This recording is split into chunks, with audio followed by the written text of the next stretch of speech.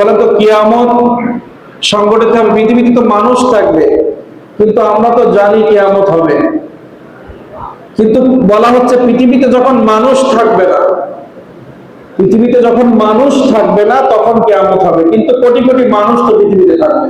তাহলে এই কথা কেন বলা হলো? পৃথিবীতে মানুষ থাকতে কিয়ামত হবে না, কিন্তু যখন কিয়ামত সংগঠিত হবে, কিয়ামতের মানে যে দৃশ্যের সময় বলা হচ্ছে যখন কিয়ামত সংগঠিত হবে তখন মানুষ পঙ্গপালের মতো ছোটাছুটি করতে থাকবে, কিন্তু আমার বলা হচ্ছে মানুষ থাকতে কিয়ামত হবে না। এর ব্যাখ্যা,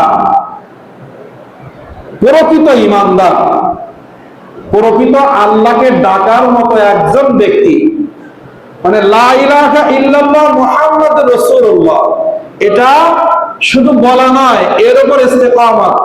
মাঝে একদিন বলছিলাম না, ইন্নাল্লাযীনা ক্বালু রাব্বুনাল্লাহু সুম্মা ইসতাকামু তাতানাজ্জালু আলাইহিমুল মালায়েকা।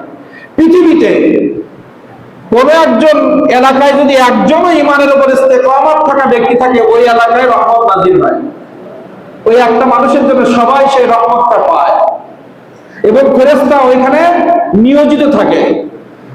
ইস্তেকামাত থাকা ঈমানদার একজন পৃথিবীতে থাকতে কিয়ামত হবে না, কারণ প্রকৃত ঈমানদার কোনদিন কিয়ামতের দৃশ্য দেখবে না। এত ভয়াবহ দেখে না, মাঝে জুমার দিন একটু কাঁপুনি হয়েছে, সব পালিয়ে বাইরে গেছে। তো সামান্য কাঁপুনিতে যদি নামাজ ছেড়ে দিই, অনেক জায়গায় আমরা নিউজ পেয়েছি, আমাদের এখানে তখন মনে হয় বক্তৃতা চলছিল, কিন্তু অনেক জায়গায় খুতবা চলছে, অনেক জায়গায় মোনাজাত হচ্ছে। এই অবস্থায় বিভিন্ন জায়গাতে বিভিন্ন বন্ধু বান্ধব যারা ইমামতি করে, বিভিন্ন জায়গায় তথ্য মোনাজাত করছে, মুসল্লি সব রাস্তায়। তো কিয়ামতের দিন আমরা যে ছোটাছুটি করবো, এর প্রমাণ একটা হয়ে গেছে। কিন্তু ইদা জুলজিলাতিল আরদু জিলজালাহা ওয়া আখরাজাতিল আরদু আথকালাহা ওয়া ক্বালাল ইনসানু মা লাহা, যখন কম্পনে পৃথিবী কম্পিত হবে তখন ক্বালাল ইনসানু মা লাহা, মানে কি হলো কি হলো কি হলো কি হলো, কিছুই তো বুঝলাম না, এরকম করবে আর ছোটাছুটি করবে, একে অপরের সাথে আঘাত প্রাপ্ত হবে, এদিকে যাবে ও ওদিকে যাবে। সেই খেলা কিন্তু আমাদের এখানে হয়ে গেছে। কিয়ামতের সময় আমরা যে মানে কি অবস্থা হবে তার প্রমাণ কিন্তু হয়ে গেছে। এই দৃশ্য, ভয়াবহ দৃশ্য, পাক্কা মুমিন। এখানে বলা হয়েছে মানুষ কাদেরকে বলা হয়েছে? যে ঈমানের উপর ইস্তেকামাত আছে, যে প্রকৃত ঈমানদার তাদেরকে মানুষ বলা হয়েছে। আর ঈমানদার দাবি করার পরে বেঈমানের মতো চলে যারা চলে, তাদেরকে মানুষ বলা হয় না। এরকম নামধারী ঈমানদার, নামধারী মুসলমান, নামধারী মানুষ কোটি কোটি থাকবে পৃথিবীতে, কিন্তু প্রকৃত মুসলমান হারিয়ে যাবে, তখন হবে কিয়ামত। বুঝতে পেরেছি? মানুষ থাকবে কিন্তু মানুষ রূপে জানোয়ার থাকবে, খুন খারাপি বেড়ে যাবে, প্রত্যেকটা মানুষ হিংস্র হয়ে যাবে, কেউ কাউকে সহ্য করতে পারবে না। ঈমানদার কি, ঈমানদারের পরিচয় কি? এটা হিংস্র হওয়া, খুন খারাপি করা, অন্যায় কাজের সাথে জড়িত। এখন আস্তে আস্তে পৃথিবী যত সামনে আগাচ্ছে, আমরা হুজুর হয়ে যাই, আমরা আস্তে আস্তে কি হিংস্রই পরিণত হয়ে যাচ্ছে। আমরা কেউ মানুষের মধ্যে থাকতে পারছি না। কিভাবে একে অপরকে ছোট করা যায়, কিভাবে একে অপরকে আক্রমণ করা যায়, কিভাবে একে অপরকে ঠকানো যায়, ফাঁকি দেওয়া যায়, এই কালে আমরা ব্যস্ত হয়ে যাচ্ছি। এটা আমাদের দোষ না, এটা কালের দোষ, এটা হবেই। এর মধ্য থেকে আমরা যারা বেঁচে থাকবো, আমরা নাজাত পেয়ে যাব। এখন মনে করেন আজকে শুক্রবার, এরকম একটা দিনে হঠাৎ 12টার সময় কিয়ামত হবে। এখন ওই সময় পৃথিবীতে কিছু লক্ষ মানুষ হোক, 1 কোটি মানুষ হোক, তারা থাকবে যারা ঈমানদার থাকবে। এখন ওই দিন কিয়ামত হবে। তা কিয়ামতের আধা ঘন্টা আগে হোক আর 1 ঘন্টা আগে হোক, ওই বাছাইকৃত যারা ছোটখাটো ঈমানদার থাকবে, তাদের হঠাৎ জ্বর অথবা বগলে ফোড়া হবে। হঠাৎ ফোড়া বেরোবে। কি বেরোবে? ফোড়া বগলে। হাদিস শরীফ আছে, বগলে এমন যন্ত্রণা হবে সে মারা যাবে।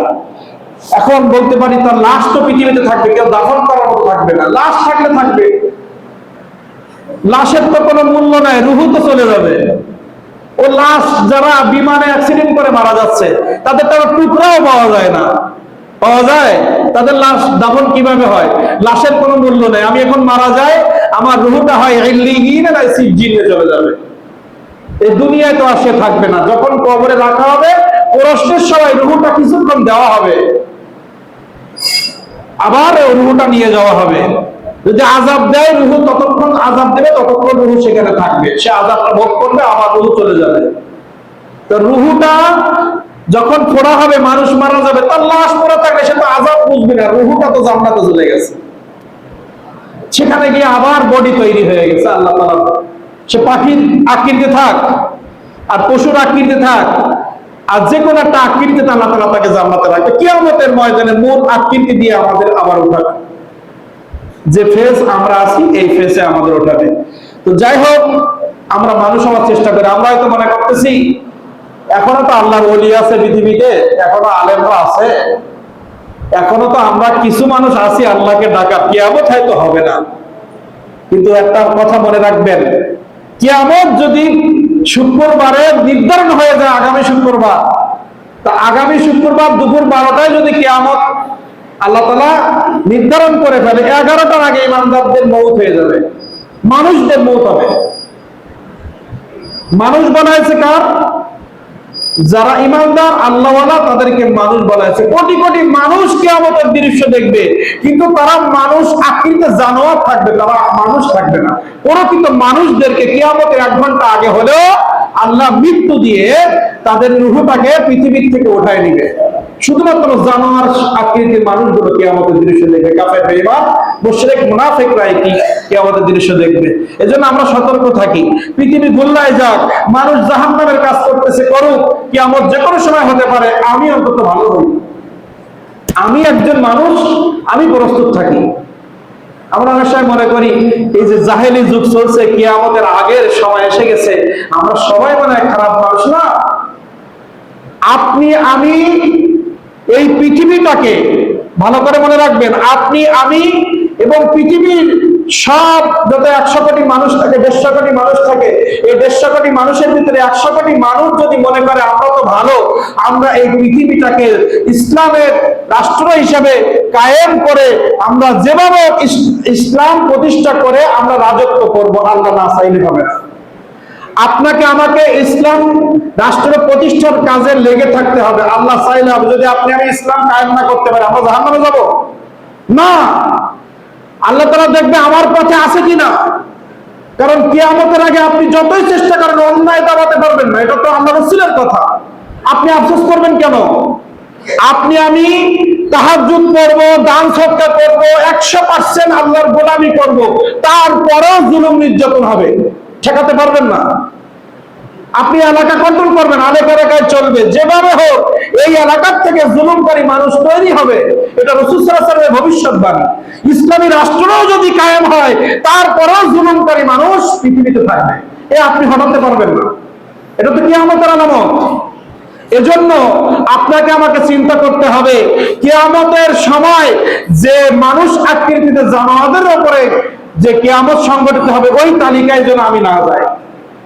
ওই তালিকায় কারা যাবে? যারা রোজা ছেড়ে দিবে, যারা যাকাত ছেড়ে দিবে, যারা হজকে মূল্যায়ন করবে না, যারা পর্দাকে মূল্যায়ন করবে না, যারা সুদকে হালাল ব্যবসা মনে করবে, যারা জিনাকে বৈধ মনে করবে, যারা অন্যায়কে অন্যায় মনে করবে না, এইরকম ধরনের মানুষগুলো কিয়ামত দেখবে।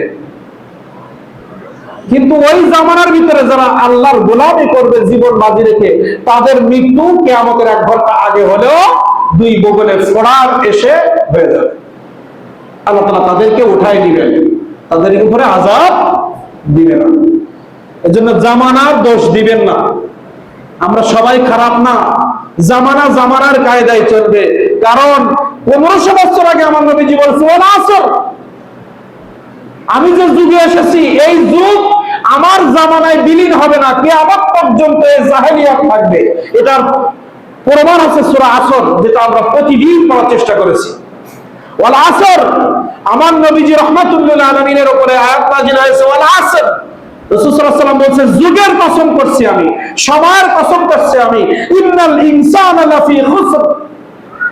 এই জামানায় কিছু মানুষ, সব মানুষ ক্ষতির মধ্যে পড়ে গেছে। ইল্লাল্লাযীনা আমানু ওয়া আমিলুস সালিহাত ওয়া তাওয়াসাউ বিল হক ওয়া তাওয়াসাউ বিস সবর। 4 শ্রেণীর ব্যক্তি ক্ষতির থেকে বেঁচে গেছে। তাহলে এই আয়াত কি রাসূল সাল্লাল্লাহু আলাইহি ওয়াসাল্লাম নিয়ে মদিনায় চলে গেছেন? আছে। তো রাসূল সাল্লাল্লাহু আলাইহি ওয়াসাল্লাম বলছে ক্ষতির জামানা প্রেজেন্ট, মানুষ সবাই ধ্বংসের দিকে আগাচ্ছে, কিন্তু ধ্বংস হবে না 4 শ্রেণীর মানুষ, যারা ঈমানদার, আমলে সালেহ করে, সত্য কথা বলে, সত্য প্রচার করে, ধৈর্য ধারণ করে, ধৈর্য ধরার কথা বলে, ধৈর্য ধারণের কথা বলে। যারা ধৈর্যশীল, যারা সত্যবাদী, যারা ঈমানদার, ভালো আমল করে, এরা ওই ক্ষতির থেকে আলাদা একটা জাতি। তাহলে বলেন জাহেলি যুগ কি রাসূল সাল্লাল্লাহু আলাইহি ওয়াসাল্লাম মিটায় দিতে পারছে? না। জাহেলি যুগে আসছে, এসে দিন কায়েম করে গেছেন, মদিনায় ঘুমিয়ে আছেন, জাহেলিয়াত এখনো আছে, কিয়ামত পর্যন্ত থাকবে। এই জাহেলিয়াতের যুগের মধ্যে 4 শ্রেণীর ব্যক্তি বেঁচে যাবে। তারা হচ্ছে পাক্কা ঈমানদার, যারা আমলে সালেহ করে, নামাজ আল্লাহর জন্য করে, কুরবানি আল্লাহর জন্য, রোজা আল্লাহর জন্য, হজ আল্লাহর জন্য, দান আল্লাহর জন্য, সন্তানকে দ্বীন শিক্ষা আল্লাহর জন্য, স্ত্রীকে পর্দা আল্লাহর জন্য, ব্যবসা আল্লাহর জন্য, চাকরি আল্লাহর জন্য। পৃথিবীর সব কাজ যে ব্যক্তি আল্লাহর জন্য করে তাকে বলা আমলে সালেহ। আর ঈমানদার যে আল্লাহকে বিশ্বাস করে এই কাজগুলো করে। আর ধৈর্য, বিপদ আসছে, আল্লাহ আমাকে দেখবে, আল্লাহ তাআলা এর ফয়সালা করবে। বিপদ আসছে, মিথ্যা না বললে জীবন যাবে, তারপরেও সত্য বলতে হবে, এটাকে বলে হক। তাহলে কিয়ামতের আগে এই দল একটা থাকবে, এদের মৃত্যু হয়ে যাবে কিয়ামতের দৃশ্যের আগে। তো এখন বলেন এই যুগ আমরা চাইলেও এই পৃথিবীটারে শুদ্ধ করতে পারবো না, এই বাংলাদেশটারে জাহেলিয়াত মুক্ত করতে পারবো না। আমরা চেষ্টা করে আমি এবং কিছু মানুষকে বাঁচাতে পারবো, কিন্তু পুরো বাংলাদেশকে আপনি জাহেলিয়াত মুক্ত করতে পারবেন না। আল্লাহর কোরআন বলছে চাইলেও পারবেন না। রাসূলের হাদিস, কিয়ামতের আগে অযোগ্য লোক যোগ্য জায়গায় বসবে, স্ত্রীরা স্বামীদের পরিচালনা করবে, সন্তান বাবার গায়ে হাত দিবে। এটা কি রাসূল সাল্লাল্লাহু আলাইহি ওয়াসাল্লাম বলেছেন যে কিয়ামতের 100 বছর আগ পর্যন্ত এই অভ্যাস থাকবে, না কিয়ামতের 1 মিনিট আগ পর্যন্ত এই কালচার পৃথিবীতে থাকবে? সেটাই প্রমাণ করে রাসূল সাল্লাল্লাহু আলাইহি ওয়াসাল্লামের এই ভবিষ্যৎবাণী কি 1 বছরের জন্য? রাসূল সাল্লাল্লাহু আলাইহি ওয়াসাল্লামের ভবিষ্যৎবাণী কি 50 বছরের জন্য? রাসূল সাল্লাল্লাহু আলাইহি ওয়াসাল্লামের ভবিষ্যৎবাণী কি কিয়ামতের 50 বছর আগ পর্যন্ত, না কিয়ামত সংগঠিত হবার আগ পর্যন্ত এই কালচার পৃথিবীব্যাপী থাকবে? এই কালচারের মধ্যে আমাদেরকে মানুষ থাকতে হবে, তাহলে আমরা জান্নাতি হতে পারবো। আপনি